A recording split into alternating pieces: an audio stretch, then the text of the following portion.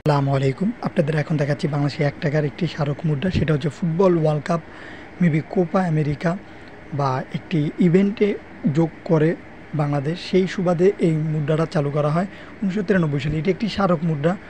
সেই উপলক্ষে এটা তৈরি করা এবং এটা A to Z ইতিহাস যদি আপনারা জানতে চান বর্তমানে মূল্য কেমন, তাহলে ফুল ভিডিওটি দেখেন, তাহলে আপনারা বুঝতে পারবেন। আগে কয়েন সম্পর্কে বলা যাক। কয়েনটির হচ্ছে গোলাকৃতির, সিলভারের তৈরি, রূপার তৈরি। আর এইসব কয়েনগুলো হলেও হতে পারে ভাই অনেক টাকা, যেহেতু রূপার দাম অনেক বেশি হয়ে থাকে, ৩১৩৫ গ্রাম ওয়েট। সেহেতু এগুলো আপনারা মিনিমাম ১০-১৫ হাজার টাকার উপরেই কিনতেও পারবেন, বিক্রিও করতে পারবে না। যেহেতু এটি ১৯৯৪ বা ৯৩ সালের দিকের একটি রেয়ার কয়েন, সেহেতু আমি আপনাদের বলতে পারি যে এই সব কয়েনগুলো আপনারা মিনিমাম হলেও হতে পারে ৫০,০০০ টাকার মতন। যাদের কাছে এই সব কয়েনগুলো আছে তারা যত্ন সহকারে রেখে দেন, আর যারা নাই তারা কালেকশন করার চেষ্টা করবেন। এবং এই সব কয়েনগুলো ভবিষ্যতে দেখবেন অনেক দামি হবে, কারণ ভাই রূপার কয়েন সচরাচর কিন্তু সব জায়গায় পাওয়া যায় না।